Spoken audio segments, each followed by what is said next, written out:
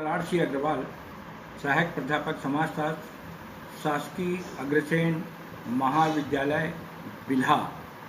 छात्रों के लिए मैं paper second semester 4th unit 4th के अंतर्गत भारत में सामाजिक सुरक्षा से संबंधित कुछ जानकारियाँ आपकी ओर प्रेषित कर रहा हूँ। वर्तमान युग वैज्ञानिक युग है। आज का समाज इतनी शीघ्रता से परिवर्तित हो रहा है कि शायद इससे पहले समाज इतनी शीघ्रता से कभी भी परिवर्तित न हुआ होगा। परिवर्तन के परिणाम स्वरूप जीवन अत्यंत ही संघर्षपूर्ण हो गया है। अस्तित्व के लिए संघर्ष वाला सिद्धांत आज पूरा तरह लागू होता है। संपूर्ण युग आर्थिक और सामाजिक संकटों से ग्रस्त है। इन संकटों से मुक्ति के लिए जो प्रयास किए जाते हैं उन्हें सुरक्षा के नाम से जाना जाता है। समाज के माध्यम से सामाजिक संकटों से मुक्ति पाने के लिए जो प्रयास किए जाते हैं उन्हें सामाजिक सुरक्षा के नाम से जाना जाता है। सामाजिक सुरक्षा का अधिकृत रूप में सर्वप्रथम प्रयोग संयुक्त राज्य अमेरिका में 1953 में हुआ, जबकि वहाँ सामाजिक सुरक्षा अधिनियम पास हुआ, सोशल सिक्योरिटी। संयुक्त राज्य अमेरिका में इन अधिनियम के द्वारा बेकार और वृद्ध व्यक्तियों की सहायता का प्रयास किया गया था। इसी के बाद सामाजिक सुरक्षा की धारणा का विकास हुआ। सामाजिक सुरक्षा की परिभाषाएं। बेवरिज के अनुसार सामाजिक सुरक्षा के तात्पर्य 5 दानवों के ऊपर आक्रमण करना है, जैसे अभाव, बीमारी, अज्ञानता, गंदगी और बीमारी।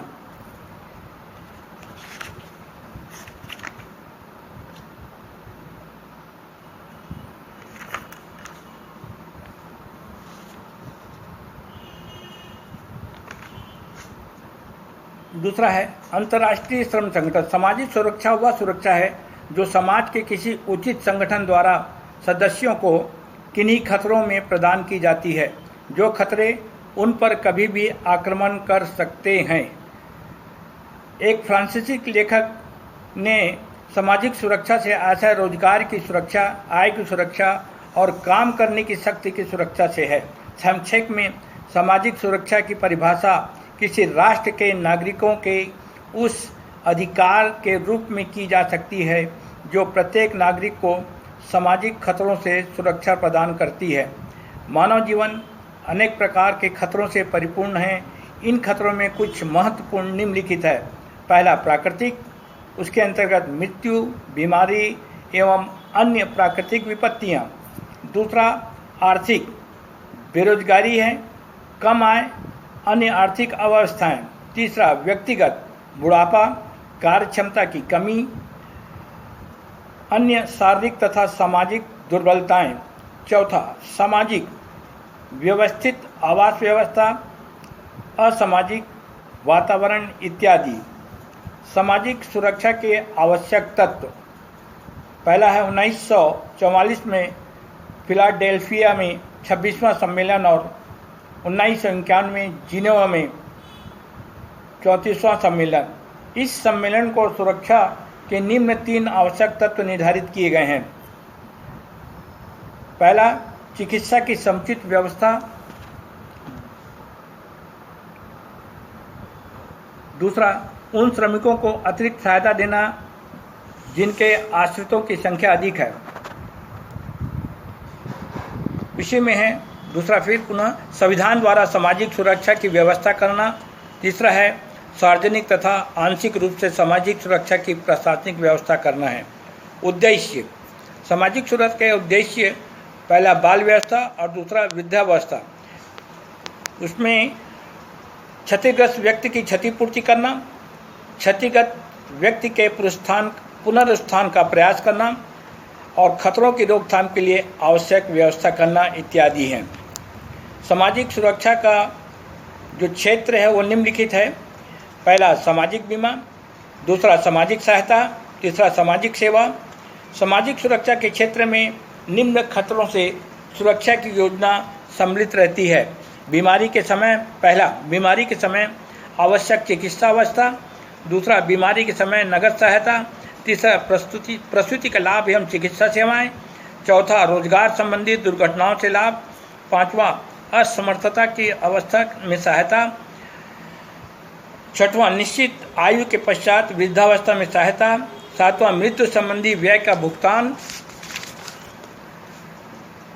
आठवां मृत्यु के बाद परिवार के आश्रितों की सहायता और नौवां है बेरोजगारी भत्ता। इसके पश्चात सामाजिक सुरक्षा की आवश्यकता क्यों पड़ी? उसमें सर्वप्रथम इससे राष्ट्रीय उत्पादन में वृद्धि होती है, दूसरा मानव शक्ति की रक्षा में सहायक, तीसरा इसके परिणाम स्वरूप सामाजिक जीवन सुरक्षित एवं सुखद बनता है, चौथा इससे अनाथ बच्चों को अपनी शिक्षा जारी रखने की सहायता मिलती है, पांचवा बेरोजगारी या काम छूटने की हालत में जीवन निश्चित रहता है, छठवां स्वास्थ्य लाभ से कार्य क्षमता में वृद्धि होती है, सातवां राष्ट्रीय समृद्धि में वृद्धि होती है, आठवां सामाजिक और राष्ट्रीय कर्तव्य की दृष्टि से भी यह अनिवार्य है, और नौवां है इसके माध्यम से मानव मूल्यों और अधिकारों की रक्षा की जा सकती है।